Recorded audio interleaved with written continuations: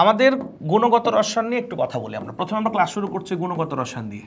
গুণগত রসায়ন এই চ্যাপ্টারটা শুধু পরীক্ষার জন্য ইম্পর্টেন্ট তা না, এই চ্যাপ্টারটা বেসিক তৈরিতে অনেক হেল্প করবে এবং এই চ্যাপ্টারটা শিক্ষার্থীদের একটু টাইম নিয়ে পড়া উচিত, কারণ এই চ্যাপ্টারটার উপর ভিত্তি করে অন্যান্য চ্যাপ্টারের অনেক তথ্য আছে যেটা এই চ্যাপ্টারে দরকার হয়। এখন চলো আমরা যেটা নিয়ে আসলে বেশি বলতে অভ্যস্ত, যে আসলে পরীক্ষায় এই গুণগত রসায়নের অধ্যায়ের প্রভাবটা কতটুকু। ধরো বোর্ড পরীক্ষা হচ্ছে, আমরা যদি বোর্ড পরীক্ষা নিয়ে কথা বলি, 8টা সিকিউ থাকে, সিকিউ থাকে 8টা, মোস্টলি 8টার ভিতরে 3টাই থাকে হচ্ছে তোমার গুণগত রসায়ন থেকে।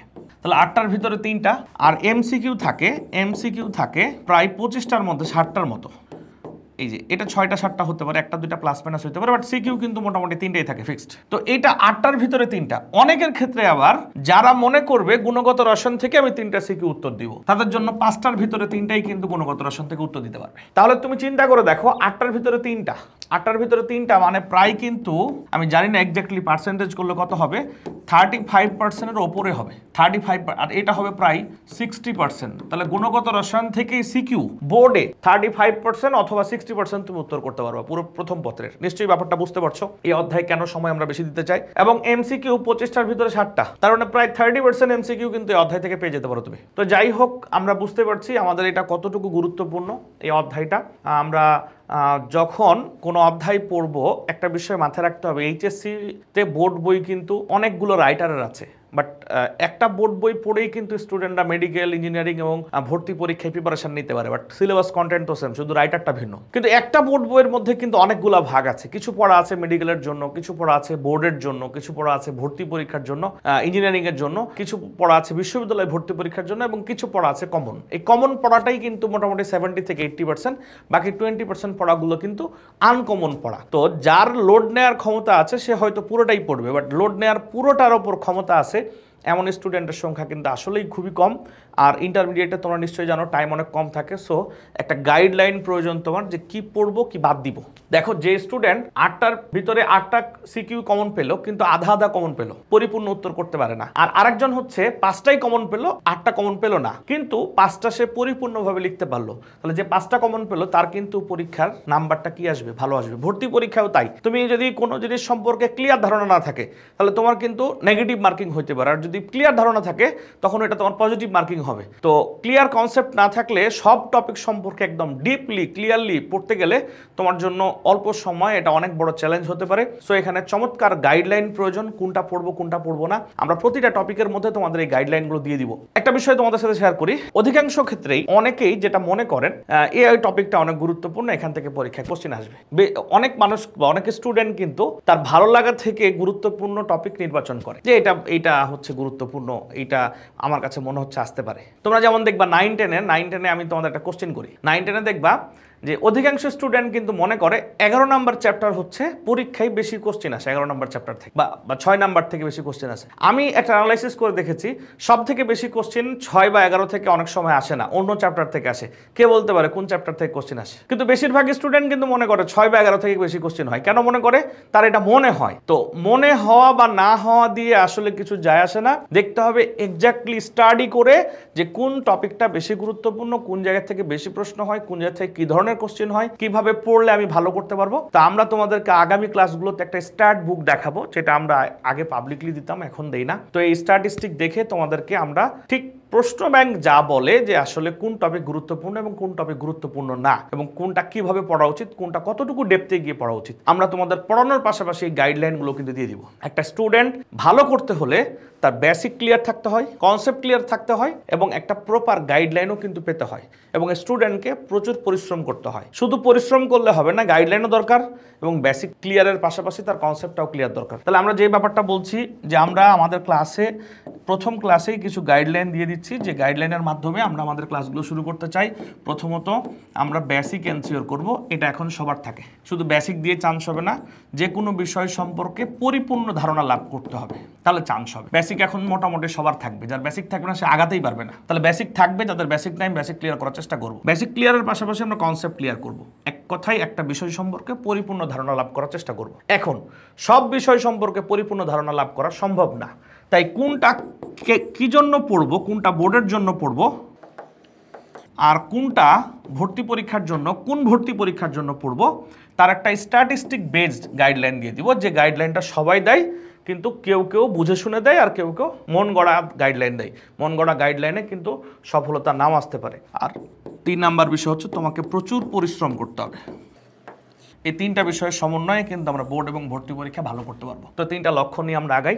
গাইডলাইন সেশন থাকবে মাঝে মধ্যেই, আমাদের আপাতত বেসিক নিয়ে কিছু কাজ করা দরকার, পাশাপাশি কনসেপ্ট ক্লিয়ার করব, আর গাইডলাইন তো থাকছেই। দেখো আমরা চলে যাই প্রথমেই আমরা এই গুণগত রসায়ন অধ্যায়টাকে 4টা পর্বে ভাগ করেছি, আমরা সেটা নিয়ে কথা বলি। গুণগত রসায়ন অধ্যায়টাকে আমরা 4টা পর্বে ভাগ করেছি। কোন পর্বে ভাগ করেছি একটু তোমাদেরকে দেখাই। কারণ হচ্ছে তোমরা নিশ্চয়ই জানো যে গুণগত রসায়ন অধ্যায়টা অনেক বড় একটা অধ্যায়। এই অধ্যায়কে আমরা 4টা পর্বে ভাগ করেছি। প্রথম পর্বটা হচ্ছে পরমাণুর গঠন, অর্থাৎ আমরা যেটা পড়বো এখন। এখানে মূলত রাদারফোর্ড মডেল, বোর মডেল এবং মূল কণিকা নিয়ে আলোচনা হবে। এখান থেকে একটা সৃজনশীল প্রশ্ন হওয়ার সুযোগ আছে। বোর্ড এবং ভর্তি পরীক্ষাতেও বেশ খানিকটা কোশ্চেন হয়। কি কি কোশ্চেন হয় আমি এই টপিকটার লাস্টের দিকে তোমাদের এই কোশ্চেনগুলো প্রপারলি সলভ করে দিব। তো প্রথমে এই পরমাণুর গঠন সম্পর্কে তোমরা 9-10-এর 3 নাম্বার চ্যাপ্টারে পড়ে আসছো, তাই এখানকার প্রায় 70 থেকে 80 ভাগ পড়া তোমার 9-10-এর মতোই, 70 থেকে 80% পড়া 9-10-এর মতোই। তো নতুন কিছু আলোচনা করব আমরা, এবং এই 70 বা 80 ভাগ পড়া যেটা তোমরা 9-10 থেকে জেনে আসছো, সেটা হতে পারে তোমরা ভালো করে জেনে আসছো, হতে পারে তোমরা অনেকটা মুখস্থ করে আসছো। নিশ্চয়ই মুখস্থ করে অনেক বেশি দূর আগানো যাবে না, বুঝে মুখস্থ করতে হবে। হ্যাঁ, তো তোমরা আসলেই মুখস্থ করেছো নাকি বুঝো, আমরা ওই ব্যাপারটাও কিন্তু এনশিওর করার চেষ্টা করব। তো আমরা চলে যাই আলোচনায়, আর কথা না বাড়িয়ে, যে এই পরমাণুর গঠন রিলেটেড যে পড়াগুলো আছে সে পড়াগুলো আজকে একদম শুরু থেকে আলোচনা করা শুরু করি। প্রথমে আমরা পরমাণুর ইতিহাস নিয়ে কথা বলবো। পরমাণুর ইতিহাস নিয়ে কথা বলবো। পরমাণুর ইতিহাস নিয়ে কথা বলবো। আচ্ছা, খেয়াল করো, এখানে আমি একটু নর্মাল পড়ানোর চেষ্টা করছি শুরুতে। এই দেখো, অনেকগুলা আমরা দার্শনিকের কথা দেখতে পাচ্ছি, অনেকগুলা দার্শনিকের ছবি দেখতে পাচ্ছি, ডেমোক্রিটাস, তারপর হচ্ছে লুসিফাস এবং কি আচার্য কনাদ।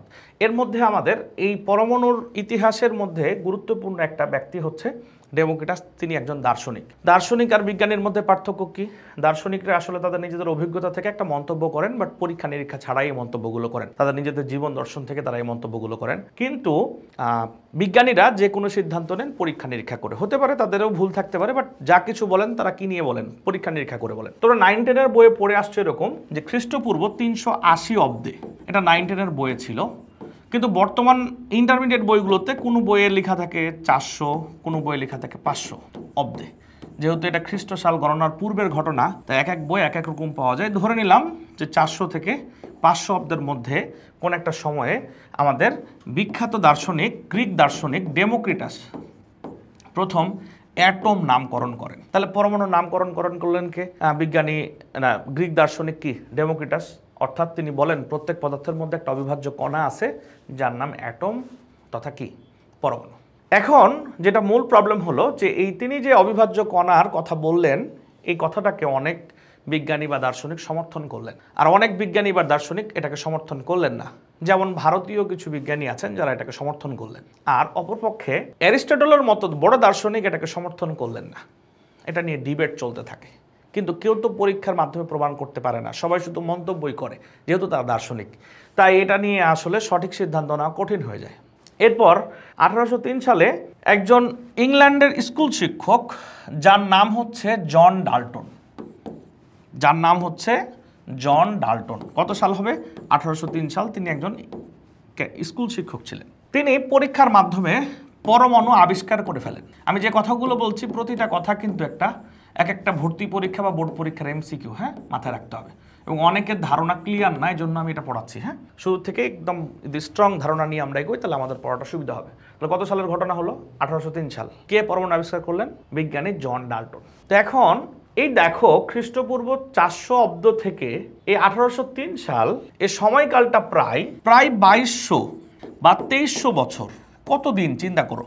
এতদিন ধরে একটা প্রস্তাবিত তত্ত্ব, যেটা নিয়ে মানুষ কেউ সমর্থন করে কেউ সমর্থন করে না, ডিবেট চলছিল, এই ঘটনার পরীক্ষামূলক প্রমাণের মাধ্যমে সমাধান করে দিলেন কে?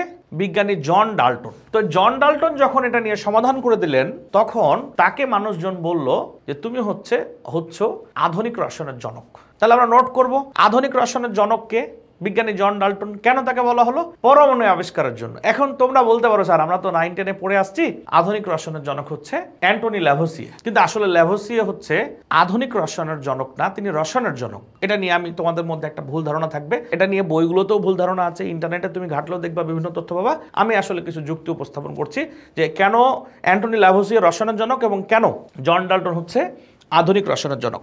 তোমরা কি একমত কিনা? আমি এটা নিয়ে একটু কথা বলি, এটা নিয়ে একটা ভুল ধারণা তোমাদের অনেকের আছে।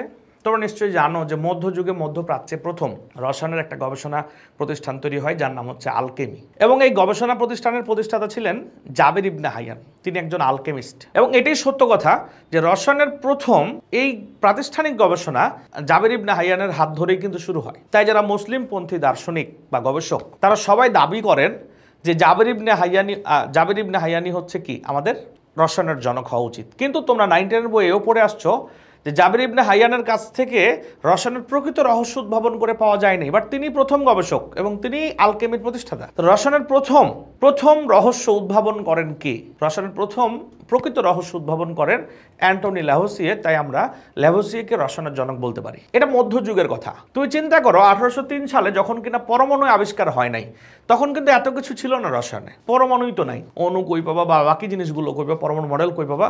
অনেক সমৃদ্ধি তৈরি হয় 1803 সালে যখন জন ডাল্টন পরমাণু আবিষ্কার করলেন। তারপরের ঘটনাগুলো তুমি দেখো, প্রায় 30-40 বছরের মধ্যে রসায়নের ব্যাপক উন্নতি হয়।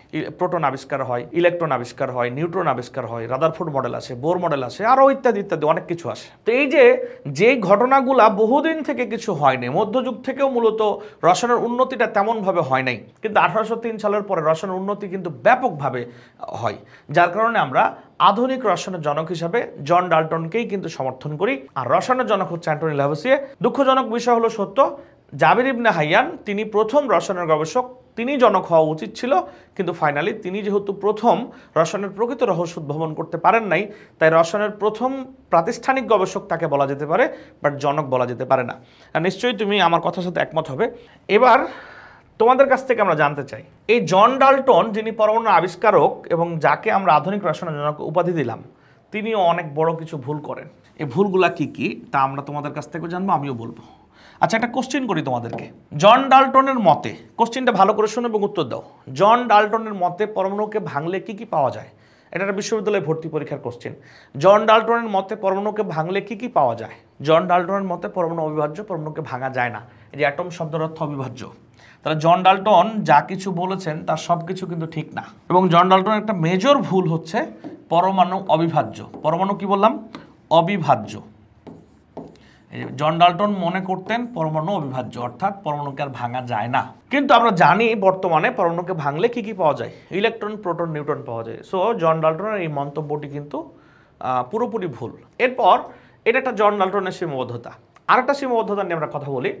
জন ডাল্টন মনে করতেন একটা ভর একটা পরমাণুরই হয়। জন ডাল্টন মনে করতেন, এখন যেমন আমরা জানি যে প্রোটন সংখ্যা বা পারমাণবিক সংখ্যা ভিন্ন হলে মৌলটা ভিন্ন হবে, অর্থাৎ একটা প্রোটন সংখ্যা একটা মৌলেরই হয়। যেমন আমরা বলতে পারি যে ক্যালসিয়ামের প্রোটন পারমাণবিক সংখ্যা 20, তো কোনো মৌলের পারমাণবিক সংখ্যা 20 বলার অর্থ কি? ওটা ক্যালসিয়াম ছাড়া অন্য কিছু হবে না। কিন্তু যদি আমরা ভর সংখ্যা নিয়ে কাজ করি, ধরো আমি বললাম ভর সংখ্যা 65, তো অনেকে ভাবতে পারে এটা জিঙ্ক। আবার বলছি ভর সংখ্যা 65, অনেকে ভাবতে পারে এটা কপার।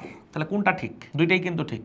কিন্তু জন ডাল্টন মনে করতেন যে ভর একটা ইউনিক নাম্বার, পারমাণবিক ভর একটা মৌলের একটাই হয়, যেটাকে আমরা বর্তমানে বলি যে একই পারমাণবিক ভর একাধিক মৌলের হতে পারে, যাকে আমরা বলি আইসোবার। কি বলি? আইসোবার। কিন্তু এই আইসোবার কনসেপ্টের সীমাবদ্ধতাটা কার ছিল? জন ডাল্টনের ছিল। তো জন ডাল্টনের কয়টা জিনিস ভুল ছিল? দুইটা ভুল ছিল। তাহলে আমরা এখান থেকে দেখো 4টা এমসিকিউ পেয়ে গেলাম। প্রথমে পেলাম কি? পরমাণুর নামকরণ করেন কে? ডেমোক্রিটাস। আবিষ্কার করেন কে? John Dalton. কারণ এই অ্যাটম নাম কিন্তু জন ডাল্টন দেন নাই। কে দেন? ডেমোক্রিটাসই দেন। যে জন ডাল্টনকে বলা হয় আধুনিক রসায়নের জনক। জন ডাল্টনের মেজর ভুল দুইটা। কি কি ভুল?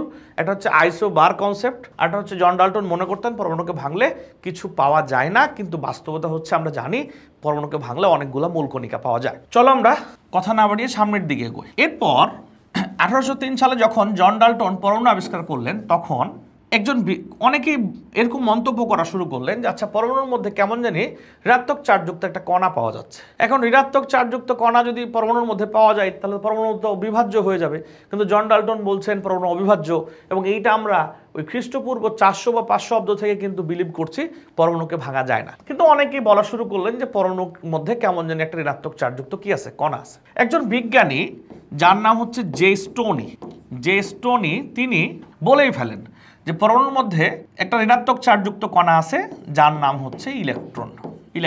তিনি প্রমাণ করতে পারেন না, কিন্তু বলেই ফেলেন। অর্থাৎ এই ইলেকট্রন নামকরণটা অনেকে মনে করো যে থমসন করেন, কিন্তু আসলেই ইলেকট্রন নামকরণ কিন্তু যে থমসন করেন না। কে করেন? যে স্টোনি করেন। ক্যাথোড রশ্মি পরীক্ষার মাধ্যমে ইলেকট্রনের আবিষ্কারক যে থমসন, কিন্তু ইলেকট্রনের নামকরণ অনেকেই আমরা হয়তো বা মনে করি যে থমসন, কিন্তু আসলে ইলেকট্রনের নামকরণ কিন্তু যে স্টোনি করেন, এবং ইলেকট্রন আবিষ্কার হওয়ার পূর্বেই কিন্তু ইলেকট্রনের কি করা হয়?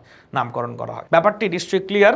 এবার চলে যাই আমরা, যখন কিনা 1897 সালে ইলেকট্রনের আবিষ্কার হয়ে যায় তখন মানুষের মাথার মধ্যে বাজ পড়ার মতো একটা অবস্থা তৈরি হয় যে আয় হায় হইল কি, আমরা এই 2200 বছর ধরে বিশ্বাস করতাম পরমাণুকে ভাঙা যায় না, আর এখন ইলেকট্রন আছে এটা এতদিন মানুষ বলছিল, এখন সেটা পরীক্ষার মাধ্যমে প্রমাণও হয়ে গেল। তাহলে আমাদের ধারণাটা পুরোপুরি ভুল, পরমাণুকে ভাঙা যায় না এই ধারণাটা পুরোপুরি ভুল।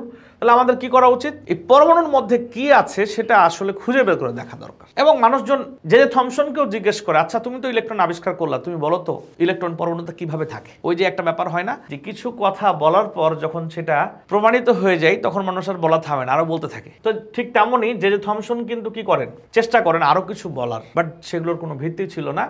আমরা এখানে অনেক ইতিহাস লেখা আছে, আমরা তোমাদেরকে এগুলো দিয়ে দিতে পারি, এগুলো খুব বেশি কার্যকারী না। এত ইতিহাস পড়ালে তো দেখবা যে 3 ক্লাস চলে যাবে ইতিহাস পড়াতেই, যেটা তোমাদের জন্য বোরিং হবে। যেগুলো আসলে ভর্তি পরীক্ষায় আসার মতো বা বোর্ড পরীক্ষায় আসার মতো বই আছে, ওই তথ্যগুলো আমরা তোমাদেরকে দিচ্ছি।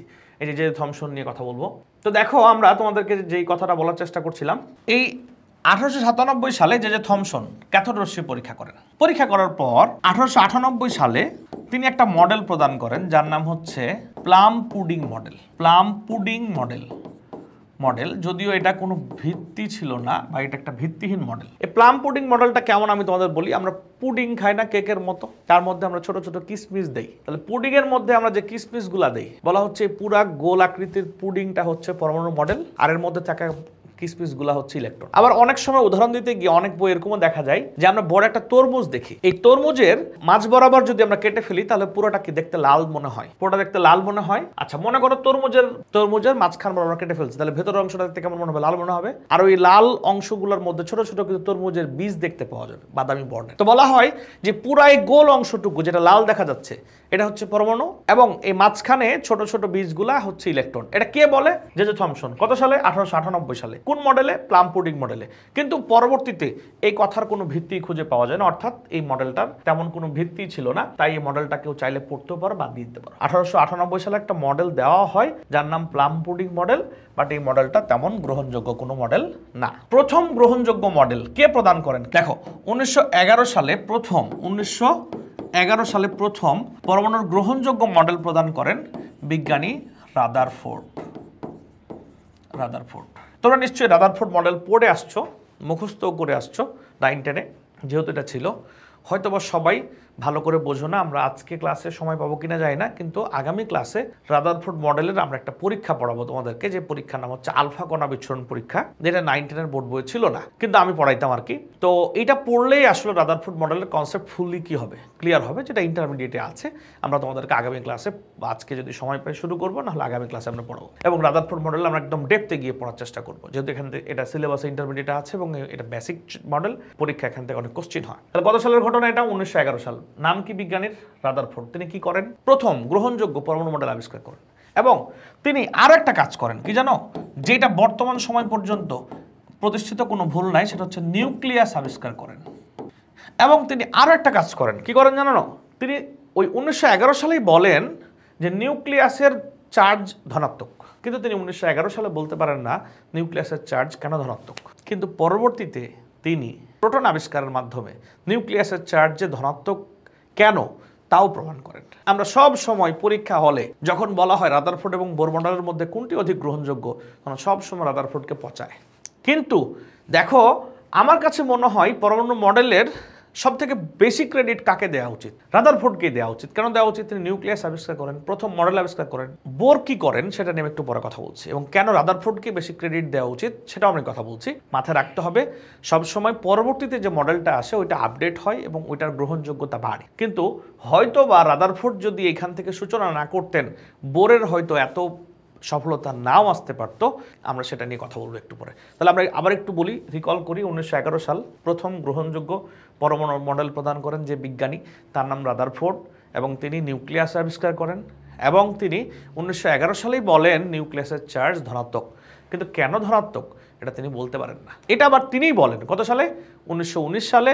কি আবিষ্কারের মাধ্যমে? প্রোটন আবিষ্কারের মাধ্যমে। আমরা এটা নিয়ে কথা বলবো আরো বেশি। বলো, তোমরা বলতে পারো এরপরের ঘটনা কি? এরপরের ঘটনা কি এবং কত সালে?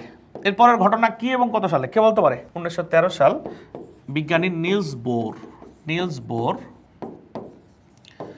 পরমাণু মডেল আবিষ্কার করেন। পরমাণু মডেল, নিলস বোর পরমাণু মডেল আবিষ্কার করেন। ওকে, আচ্ছা, এই বোর নিয়ে আমি একটু কথা বলি।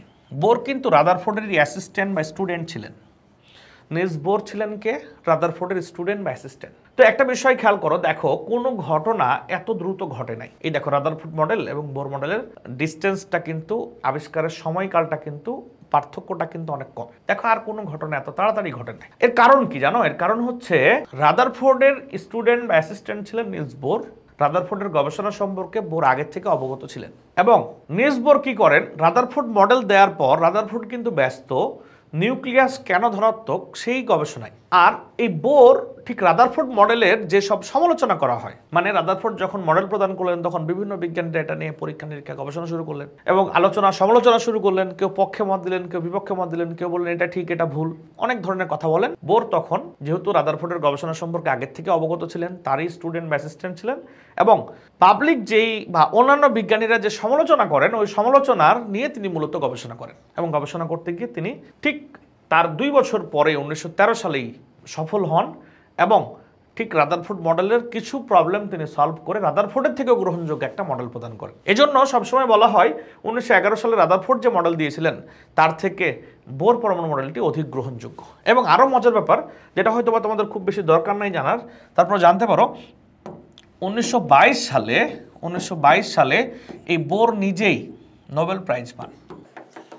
বোর নিজেই নোবেল প্রাইজ পান কত সালে? 1922 সালে এই পরমাণু মডেলের জন্য। এইদিকে রাদারফোর্ড কি কাজে বিজি বলো দেখি? রাদারফোর্ড বিজি হচ্ছে তার ওই নিউক্লিয়াস কেন পজিটিভ এই ব্যাপারটা গবেষণা করার জন্য। এবং রাদারফোর্ড নিজেও আবারও সফল হন 1919 সালে এবং তিনি প্রমাণ করেন যে নিউক্লিয়াসে ধনাত্মক চার্জের কারণ হচ্ছে প্রোটন। তাহলে প্রোটন আবিষ্কার করলো কে? বিজ্ঞানী রাদারফোর্ড। তিনি 1911 সালে টের পেয়েছিলেন নিউক্লিয়াস পজিটিভ চার্জ যুক্ত হবে। কেন টের পেয়েছিলেন আমি তোমাদের সেটাও বোঝাবো। এবং তিনি প্রোটন আবিষ্কার করে ফেলেন কত সালে? 1919 সালে, এবং বলেন নিউক্লিয়াসের ধনাত্মক চার্জের কারণ হচ্ছে প্রোটন। ব্যাপারটা নিশ্চয়ই ক্লিয়ার। ওকে, দেখো এরপরের ঘটনাটা দেখো। 1924 সাল, তোমরা হয়তোবা 9-10 থেকে এটা জানো না, হয়তোবা না, আসলে জানো না। একজন বিজ্ঞানী যার নাম হচ্ছে লুই ডি ব্রগলি, তিনি ইলেকট্রনের দ্বিতীয় ধর্ম প্রকাশ করেন। ইলেকট্রনের দ্বিতীয় ধর্ম মানে কি? কণা ও তরঙ্গ।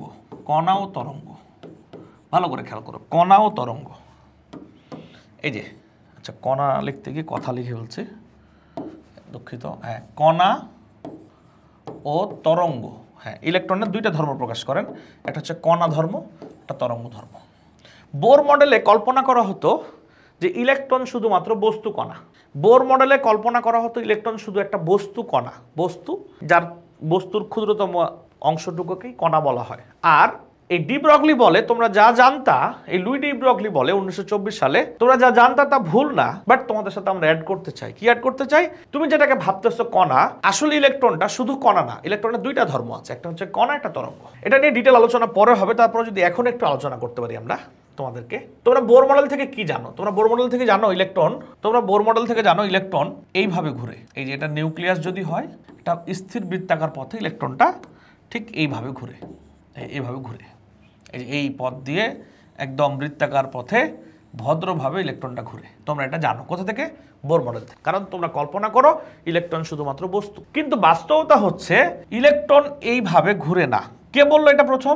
ডি ব্রগলি বললো কি যে ইলেকট্রন ঘুরে আমনে, বৃত্তাকার পথ মেইনটেইন করে কিন্তু ইলেকট্রন ঘুরে আমনে। অর্থাৎ ইলেকট্রনটা যখন ঘুরে তখন তরঙ্গ আকারে ঘুরে, বৃত্তাকার পথ বরাবরই ঘুরে, কিন্তু এইভাবে ইউনিফর্ম ভাবে না ঘুরে লাফিয়ে লাফিয়ে আঁকাবাঁকা হইতে হইতে ঘুরে। দেখবা হাজারি স্যারের বইয়ে অর্থাৎ বোর্ড বইয়ে এরকম একটা চিত্র দেয়া আছে, মূলত এটা ডি ব্রগলিকে টার্গেট করে দেয়া আছে।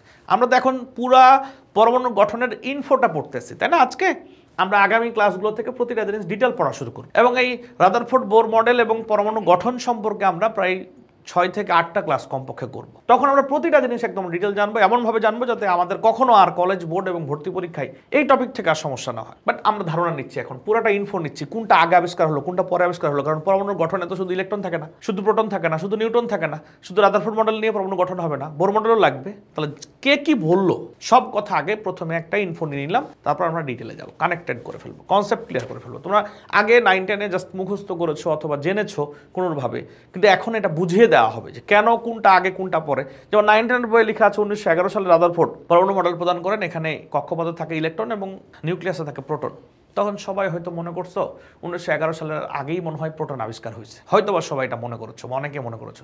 আসলেই কি প্রোটন আগে আবিষ্কার হলো, নাকি ইলেকট্রন আগে হলো, নাকি রাদারফোর্ড মডেল আগে হলো, কিভাবে হলো, এই জিনিসগুলো না জানলে তোমার বেসিক ক্লিয়ার হবে কিন্তু কনসেপ্ট ক্লিয়ার হবে না। আর আমি শুরুতে কি বলছি, বেসিকও ক্লিয়ার থাকতে হবে, কনসেপ্টও ক্লিয়ার থাকতে হবে। এবার চলে যাই, যখন কিনা 1924 সালে বিজ্ঞানী ডি ব্রগলি প্রমাণ করে দিলেন যে ইলেকট্রনের দুইটা ধর্ম আছে, কণা এবং তরঙ্গ, এবং আমরা নতুন করে জানতে পারলাম যে ইলেকট্রন এমনি ঘুরে না, তরঙ্গ আকারে ঘুরে, এই যে এমনি লাফিয়ে লাফিয়ে ঘুরে, এভাবে ঘুরে।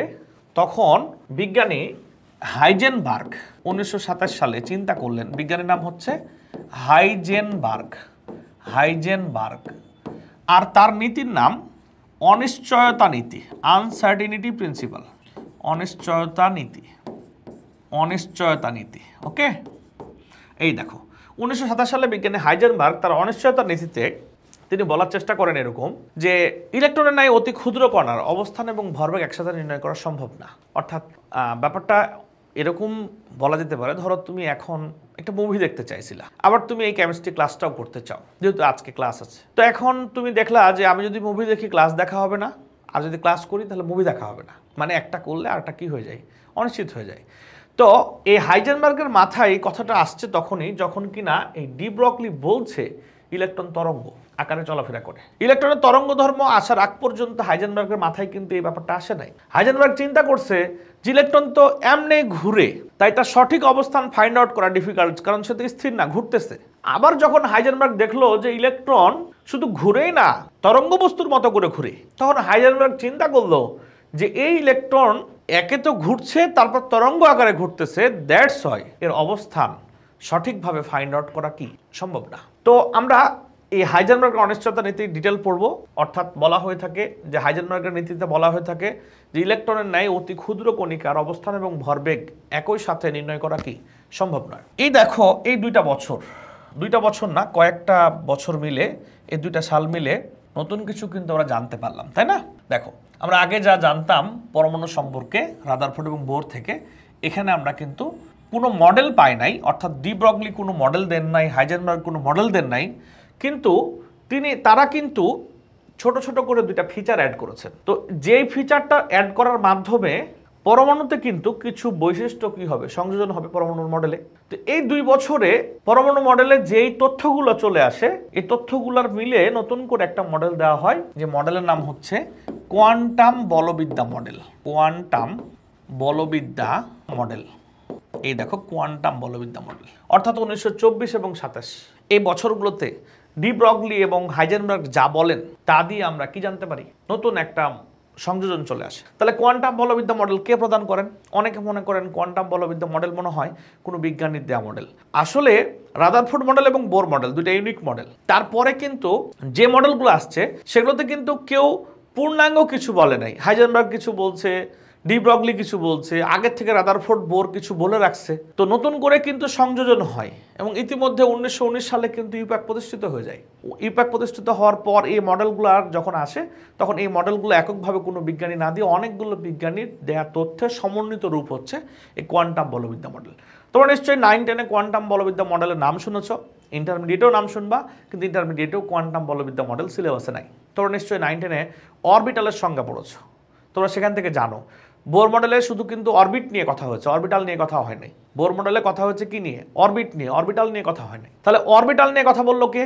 Quantum বলবিদ্যা model. তাহলে এই নাম শুনেছো 9-10-এ, কি শুনেছো? যে কোয়ান্টাম বলবিদ্যা মডেল অনুসারে হয়তোবা বিভিন্ন টেস্ট পেপার বা গাইড বই টইগুলোতে দেখেছো, কারণ অরবিটালের সংজ্ঞা পরীক্ষায়, বোর্ড পরীক্ষা আসতো, বোর্ড বইয়ের সংজ্ঞাটা ছিল না, অরবিটের সংজ্ঞায় শুধু বোর্ড বই ছিল। তাহলে বিভিন্ন অরবিটের যে স্থানে ইলেকট্রন খুঁজে পাওয়ার সম্ভাবনা 90 থেকে 95%, কারণ ইলেকট্রন স্থির না, তাই আমরা কখনো বলতে পারি না ইলেকট্রন এই জায়গাতেই আছে। তাহলে আমরা বলতে পারি কি, যে যেখানে ইলেকট্রন খুঁজে পাওয়ার সম্ভাবনা 90 থেকে 95%, অরবিটের ওই অঞ্চলটাকেই বলা হয় কি? অরবিটাল বা উপশক্তি স্তর, যেটা আমরা পেয়েছি কোন মডেল অনুযায়ী? কোয়ান্টাম বলবিদ্যা মডেল অনুযায়ী। এবং এটা কত সালে আবিষ্কার হয়? 1924 থেকে 27 সাল পর্যন্ত যে নতুন সংশোধনগুলো আসে, এই সংশোধনগুলো নতুন করে রাদারফোর্ড এবং বোর মডেলের সাথে সমন্বয় করে একটা মডেল দেওয়া হয়, যার নাম হচ্ছে কোয়ান্টাম বলবিদ্যা মডেল। যদি এর গাণিতিক ফাংশন দেন আরেকজন বিজ্ঞানী, যার নাম হচ্ছে শ্রোডিঞ্জার। নিশ্চয়ই এই পর্যন্ত ক্লিয়ার হয়েছে। এরপরে আমি আরেকটা বিষয় নিয়ে কথা বলবো, সেই কথাটা হচ্ছে 1932 সাল। এই বিজ্ঞানীর নাম হচ্ছে জেমস চ্যাডউইক। এই বিজ্ঞানীর নাম হচ্ছে জেমস চ্যাডউইক। এই জেমস চ্যাডউইক, এই যে বিজ্ঞানী জেমস চ্যাডউইক কি আবিষ্কার করেন? নিউট্রন আবিষ্কার করেন। তাহলে জেমস চ্যাডউইক নিউট্রন আবিষ্কার করলেন, এবং এর মাধ্যমে পরমাণুর যে প্রাথমিক ইতিহাস, পরমাণু মডেল পড়ার জন্য আমাদের যা যা জানা দরকার সব কিছু কিন্তু আলোচনা করে ফেলেছি। ওকে, এই ছিল আমাদের পরমাণুর ইতিহাস, একদম শুরু থেকে শেষ পর্যন্ত কি কি ঘটনা ঘটলো, এবং পদার্থের গঠন পড়ার জন্য আমাদের এই ইতিহাসটা জানা খুব বেশি জরুরি ছিল। আমরা এখন প্রতিটা জিনিস নিয়ে ডিটেল পড়া শুরু করব।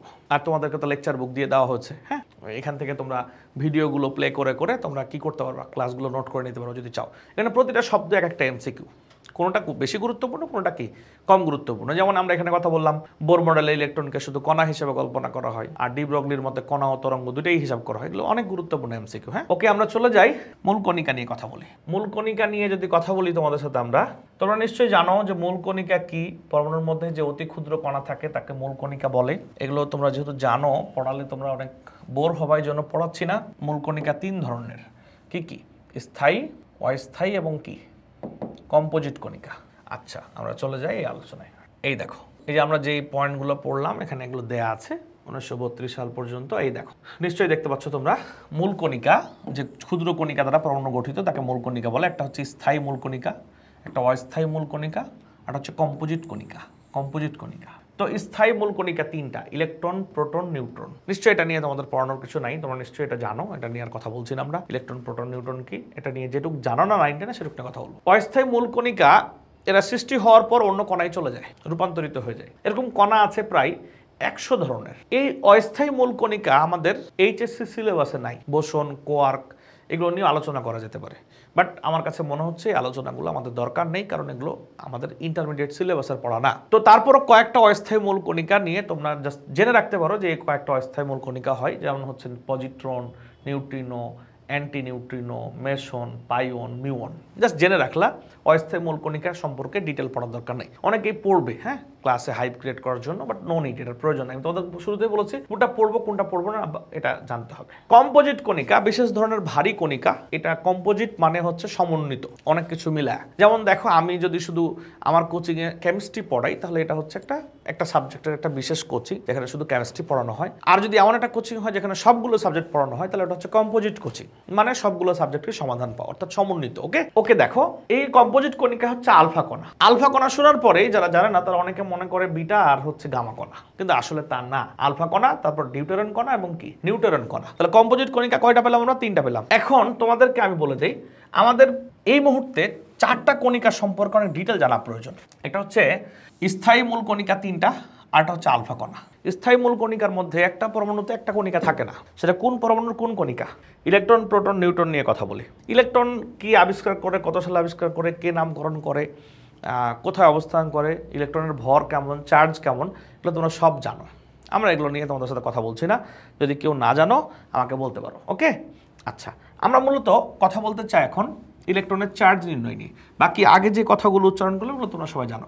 ইলেকট্রন এর চার্জ নির্ণয়, ঠিক আছে। সর্বপ্রথম বিজ্ঞানী রবার্ট মিলিকান, এই দেখো লেখা আছে চার্জ নির্ণয়।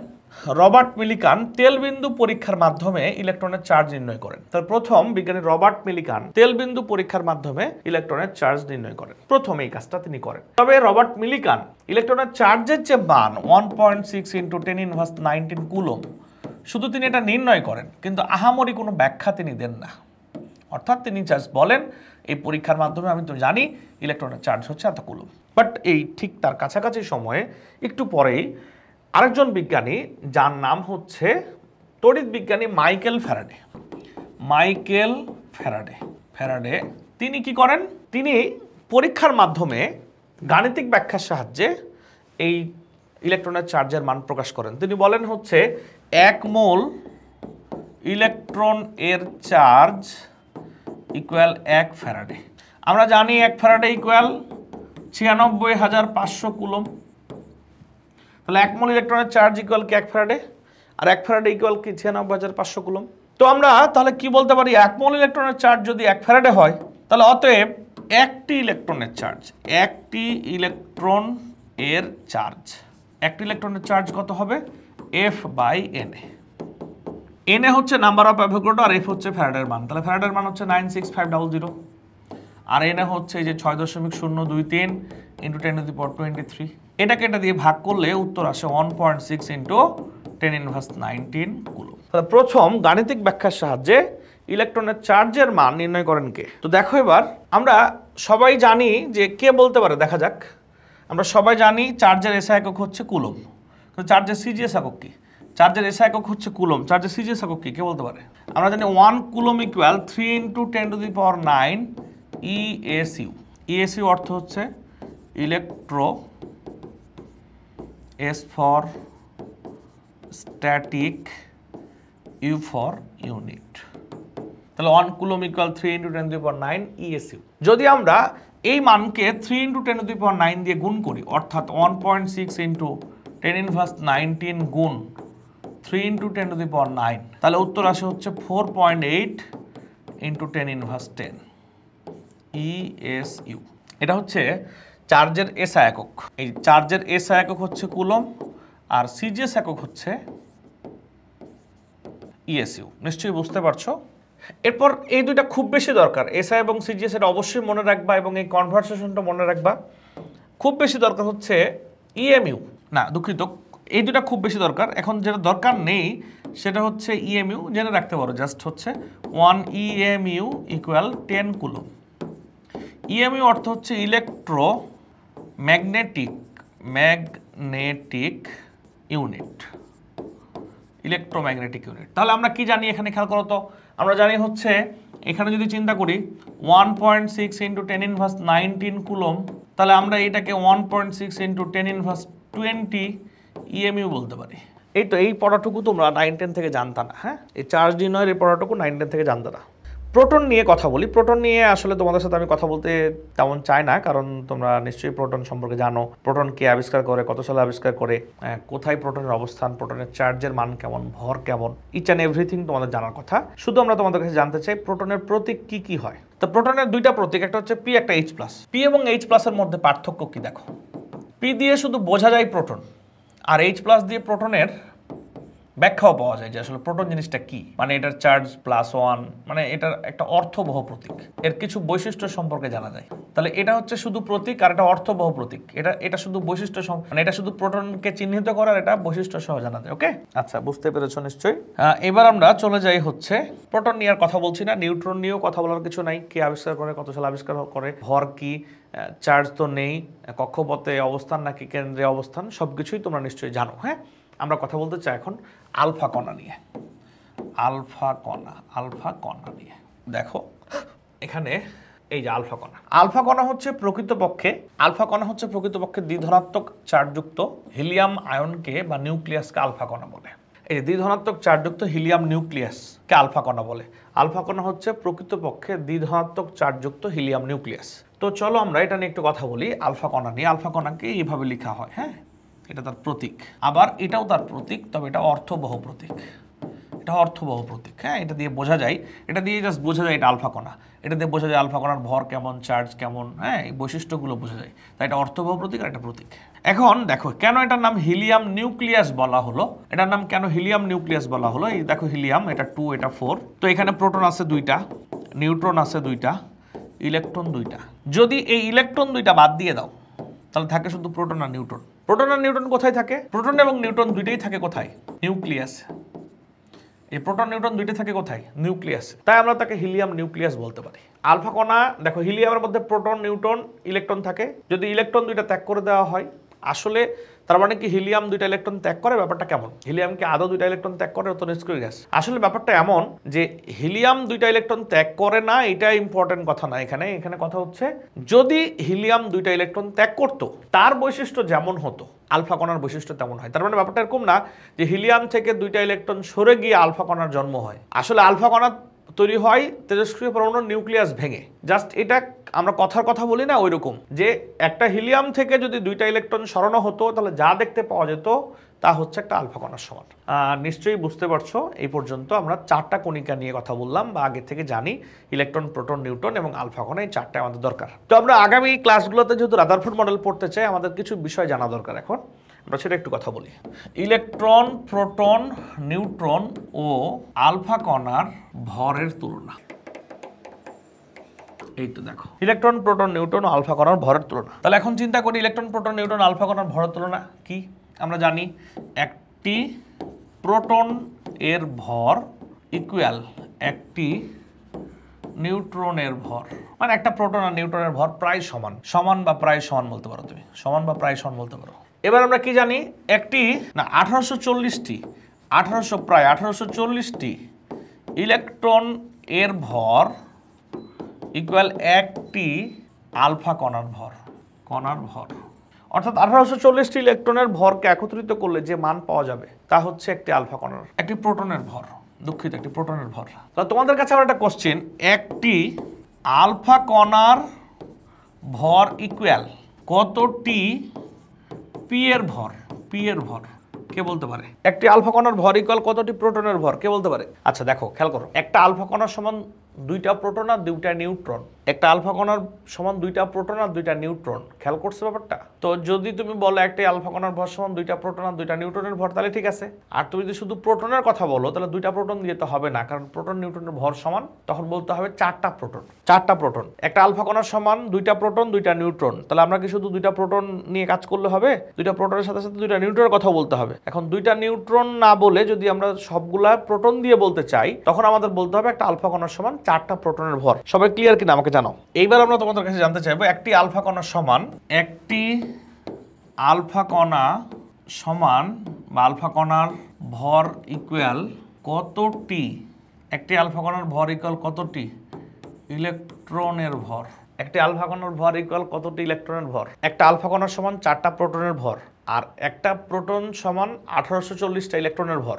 একটা প্রোটন সমান 1840টা ইলেকট্রনের ভর, তাহলে একটা আলফা কণা সমান কতটি ইলেকট্রনের ভর? 1840 × 4। তাহলে আমরা কি বলতে পারি, এই দেখো একটা আলফা কণা সমান 4টি প্রোটন, আবার একটি প্রোটন সমান 1840টা ইলেকট্রন। তাহলে একটি আলফা কণা সমান কি, এই 1840 × 4 অর্থাৎ কি 7360টি ইলেকট্রনের ভর।